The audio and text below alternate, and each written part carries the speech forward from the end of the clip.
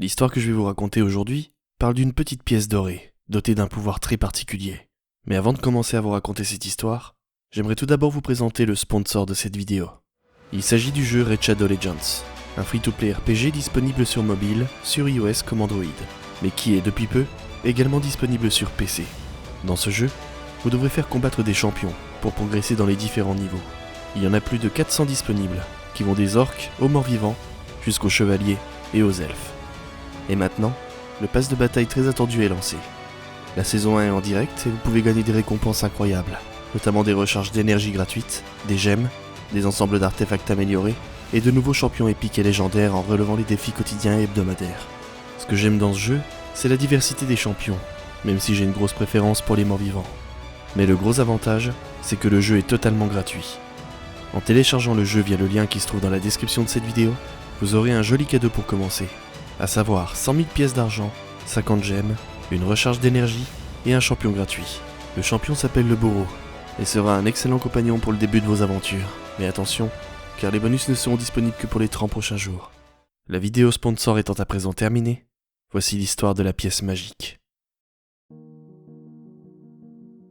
Quand la plupart des gens pensent à leur enfance, ils ont des souvenirs heureux de leurs animaux de compagnie ou des voyages qu'ils ont faits, voire des livres, des films ou des jeux avec lesquels ils ont grandi. Ils pensent toujours que leur vie actuelle est sans intérêt en comparaison. On a tous tendance à oublier que notre enfance était aussi criblée de négativité. Personne ne semble se rappeler de la mort de leurs animaux de compagnie, des voyages dont les heures paraissaient interminables en voiture, et que les émissions et dessins animés que l'on regardait n'étaient pas aussi spectaculaires que dans nos souvenirs. Si les gens s'arrêtaient 2 secondes pour réfléchir, peut-être qu'ils réaliseraient aussi à quel point leur adolescence était détestable. Ils ne comprennent pas l'avalanche d'émotions dont ils ont fait l'expérience pendant ces premiers moments de vie. Je suis sûr que vous vous rappelez la fois où votre mère vous achetait une glace alors que vous alliez au parc, et que vous avez sûrement utilisé ce souvenir pour oublier que votre chien favori s'était enfui de chez vous.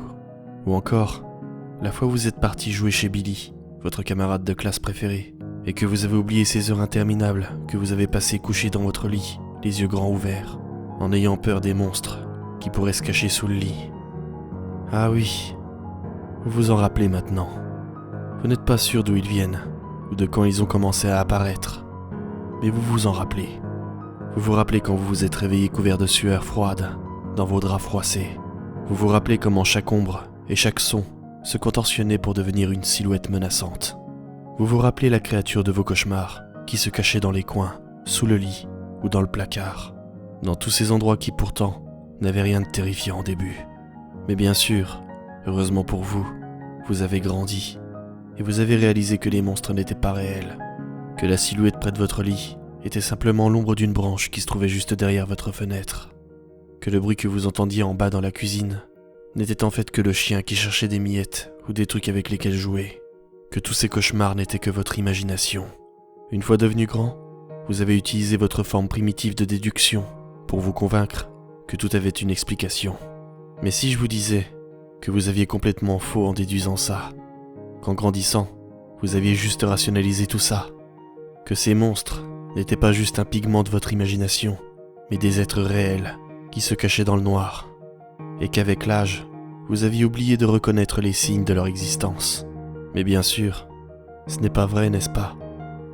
Non, vous êtes plus intelligent que ça, et je n'arriverai pas à vous convaincre du contraire. Vous savez que les monstres n'existent pas. Non, et surtout pas ceux auxquels vous pensez. Je suppose que je devrais vous donner quelques explications. Je sais que je n'arriverai pas à vous convaincre, tant que je vous aurai pas tout expliqué. J'ai grandi tout comme vous, comme un enfant normal de mon temps. Je vivais dans ma petite chambre dans la maison qui appartenait à mes parents. J'allais à l'école du quartier, j'avais quelques amis avec lesquels je jouais. Et j'aimais les mêmes jouets et les mêmes dessins animés que tout le monde. La seule différence, c'est que la majorité des enfants de ma ville habitaient dans des maisons le long des rues principales, alors que ma maison à moi était plutôt proche des limites de la ville. J'habitais tout à côté de la forêt. Ça me dérangeait pas vraiment, et même si ma mère m'avait interdit d'aller dehors, j'y allais souvent. C'était marrant de grimper aux arbres et d'attraper des insectes. C'était mon endroit préféré où aller quand je n'avais pas envie de faire mes corvées. Ce n'est qu'après plusieurs années que j'ai réussi à connaître l'intégralité de l'histoire de cette forêt. Après de longues recherches, j'ai découvert qu'avant, il y avait une clairière tout au fond des bois. Dans le passé, elle était utilisée pour garer des caravanes, des gens du voyage. Ces personnes habitaient dans la clairière quand ils passaient à travers la ville. et certains restaient même pendant des semaines ou des mois avant de reprendre la route. Dans les documents que j'ai trouvés, ils utilisaient le terme gitan pour les nommer, mais je ne pense pas que c'était exactement ce qu'ils étaient, et les gens de la ville n'entendaient même pas parler d'eux. Je sais que les préjugés de certains doivent vous faire penser que beaucoup de criminalité sévissait en ville. Eh bien, vous avez tort, car rien ne se passait, et au fil du temps, les gens du voyage ont simplement arrêté de venir. Un jour, alors que l'été était bientôt terminé, j'ai décidé de faire une balade dans les bois. Ma mère m'avait juste lâché dans le jardin, en me disant qu'elle allait revenir me chercher plus tard, pour que je puisse faire mon lit. Ce n'était pas vraiment la meilleure des mères en ce qui concerne l'éducation. Elle n'avait toujours pas compris que rester seule, sans supervision à mon âge, n'était pas conseillé. Une fois parti, j'ai arrêté de faire semblant de jouer, et je me suis dirigé vers le petit chemin qui menait dans la forêt. Je ne sais pas si on peut vraiment appeler ça un chemin, mais c'est comme ça que je l'appelais à l'époque. C'était un endroit assez étroit, et beaucoup d'arbustes bloquaient le chemin. Un adulte aurait été trop grand pour voir comment se diriger, mais pas pour moi. Comme j'étais encore un enfant, j'arrivais à voir dans les petits espaces entre les arbustes. Je me suis faufilé entre. J'étais sûr que ma mère allait me demander pourquoi mon pantalon était dans cet état, mais j'étais un enfant intelligent. J'avais juste à lui dire que j'étais tombé en jouant. En même temps, qui pourrait m'en vouloir ? La forêt était tellement plus intéressante que notre jardin. Dedans, il y avait d'immenses arbres, des oiseaux qui piaillaient bruyamment, et tout plein d'insectes de toutes les couleurs, tous réunis pour créer un lieu magique, quelque chose que je n'aurais jamais pu expérimenter en étant obéissant. Me sentant aventureux ce jour-là, j'avais décidé de m'enfoncer plus profondément dans les hautes herbes. Elles avaient l'air si calmes et réconfortantes, et les branches des arbres semblaient se plier vers le haut pour former un toit juste au-dessus de ma tête. Ça me donnait juste envie de continuer, après avoir vagabondé pendant un bon moment, ou peut-être un court instant, je ne me rappelle plus exactement. Je suis arrivé devant une grande clairière. Les arbres qui étaient au-dessus de ma tête ont disparu, et les hautes herbes ne m'arrivaient plus qu'aux genoux. Jamais auparavant je n'avais été aussi loin, et il m'a fallu quelque temps pour m'habituer à l'atmosphère. C'est à ce moment-là que j'ai remarqué que la clairière n'était pas entièrement vide.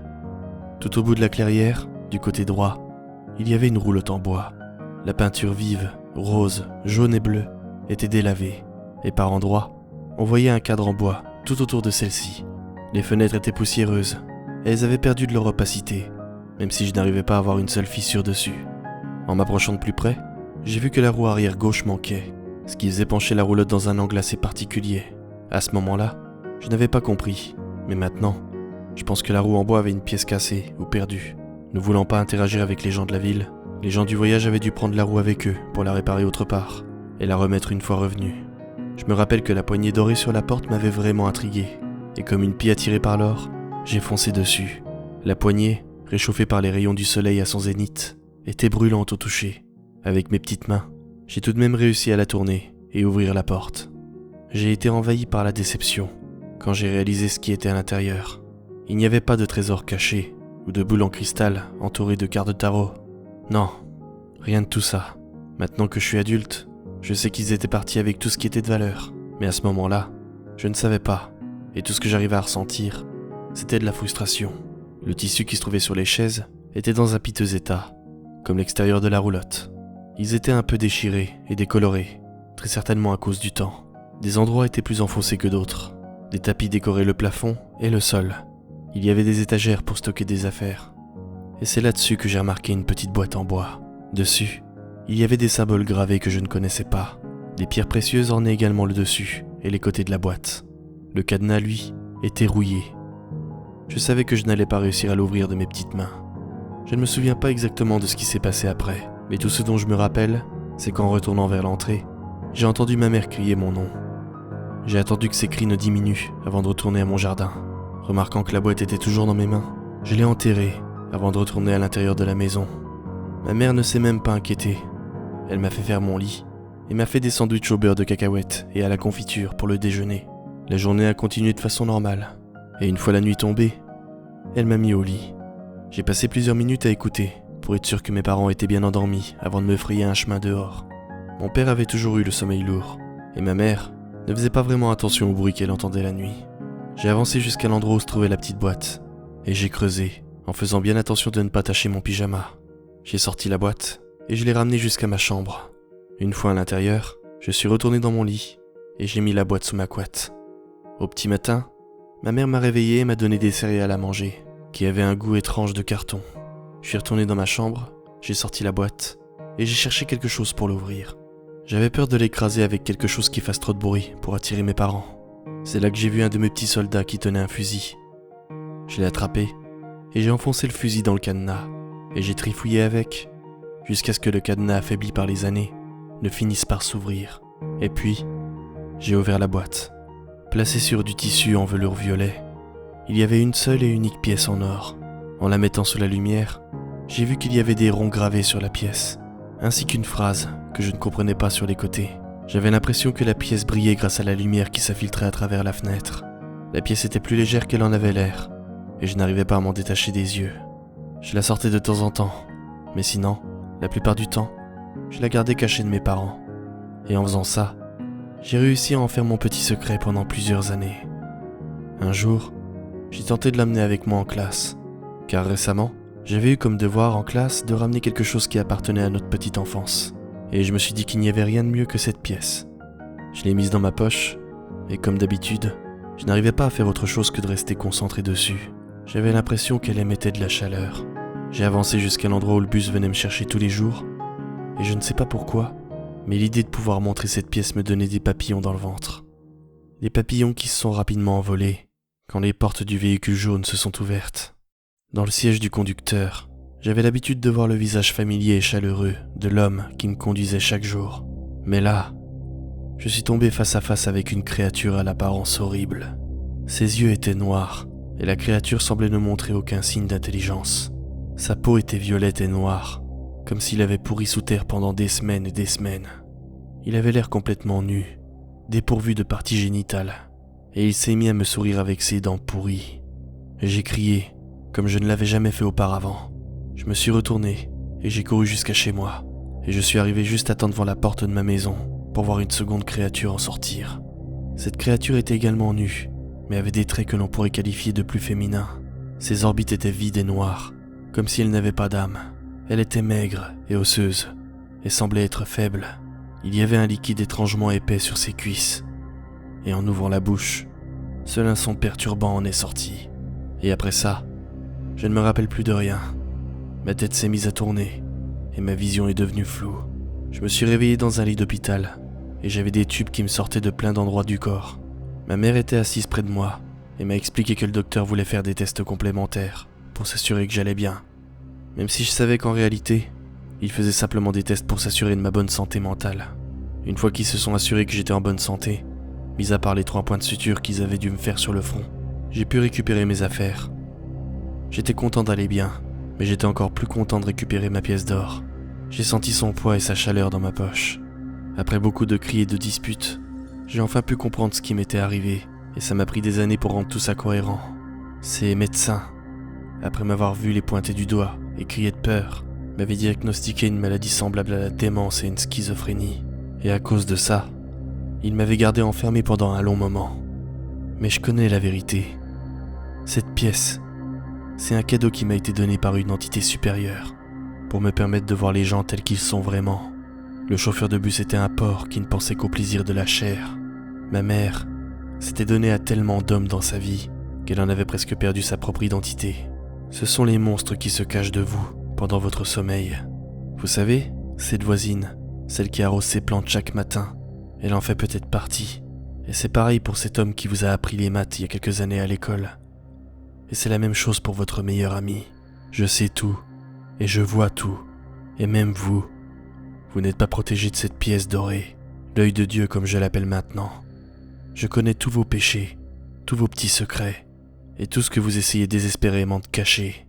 Mais prenez garde, car une fois que je serai sorti d'ici, je m'occuperai de chacun d'entre vous.